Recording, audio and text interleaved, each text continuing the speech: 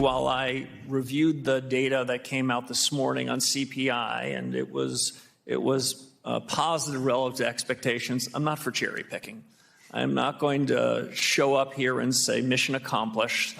And what I'd say is there's plenty of work to do.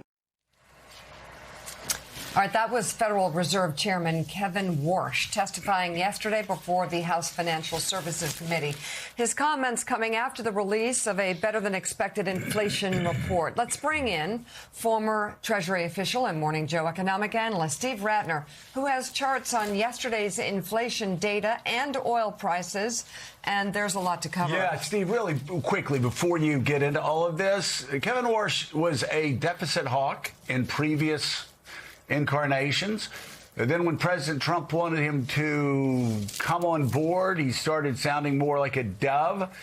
But is there reason to believe right now that sort of that hawk that he's always been, a man who understands that the last thing you want is inflation kind of getting out of the barn door?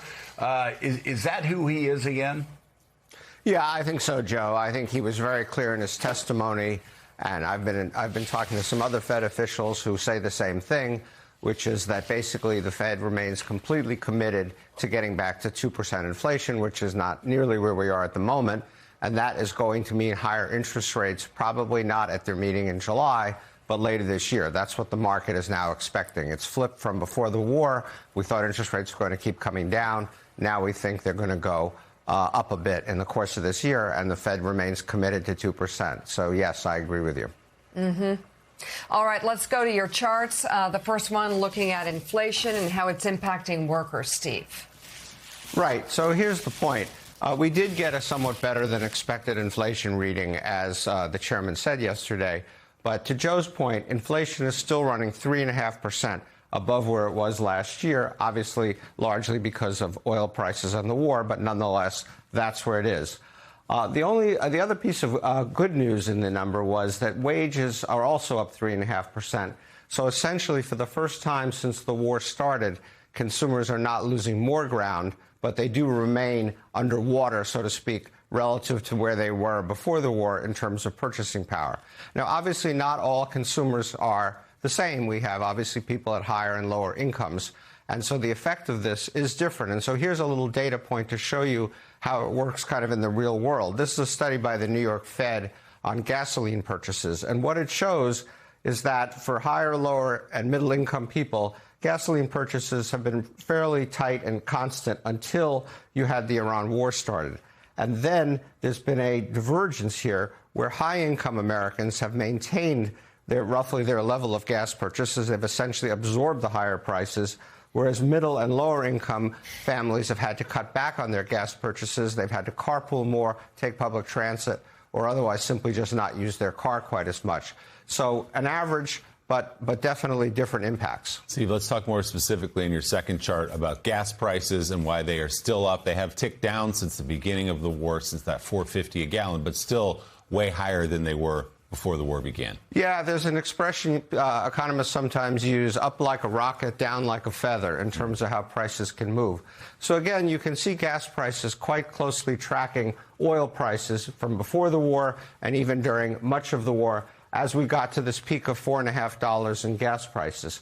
But now crude oil prices came down all the way back to where they were at one point, $72 a barrel. Now they're at 85, but gas never got all the way back down there. Part of it is the reason that I said, that simply retailers of gasoline are trying not to lower their prices, as probably most businessmen would try not to do. But also you've had refinery disruptions and other supply disruptions that have affected refined products like gasoline more than crude oil. But nonetheless, as you know, the U.S. is an oil exporter. We actually produce more oil than we use. And so higher oil prices do benefit our oil companies. And you can see here the impact. This is an index of oil companies, U.S. oil companies. You can see their stock prices are up almost 28% this year. They're making a lot more money from higher crude oil and higher gasoline prices. This is the S&P, up 9.6%. This is the famous Magnificent Seven, the Metas and Googles and so forth of the world, up 2.7%. And these are wages, up 1.3%.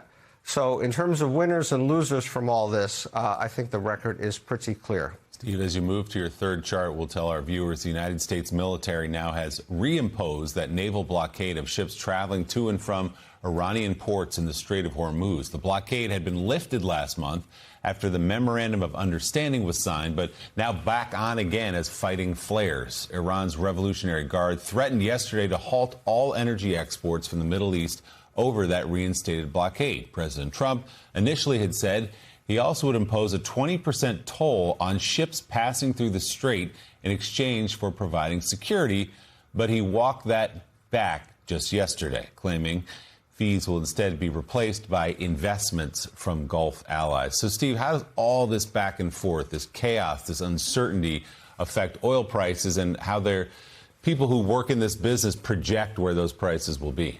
Yeah, so as we talked about, Willie, oil prices are the fundamental ingredient that has been driving our inflation, and therefore, obviously, what is going on in the Strait of Hormuz, where at one point 20% of the world's oil passed, is very important. So let's put this in a little bit of very recent historical context and look at the Strait of Hormuz. Before the war, 60, 70 ships a day passed through the strait. Then it went essentially to zero. But interestingly, even during the MOU, when we were theoretically the strait was open and we were kind of at, quote, peace, if you will, with Iran, it never got anywhere back to where it was. And now we're back to zero. So that, of course, has affected the market's pricing of oil and perception of future oil prices. Here's where we were before the war, $72, shot up well over $100 when the war started.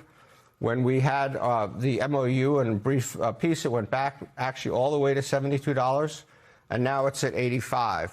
And so we are looking at higher oil prices as the strait remains closed. And if it were to remain closed for longer, you would see oil prices go up. The other point to make here is that as you go out, the market does not believe oil prices in the next several years at least are going to get back to where they were before the war. There's been a lot of infrastructure destruction. Trump is now muttering about bombing Karg Island, in Iran, which would be a huge problem. And so we should expect that oil prices will stay higher for longer.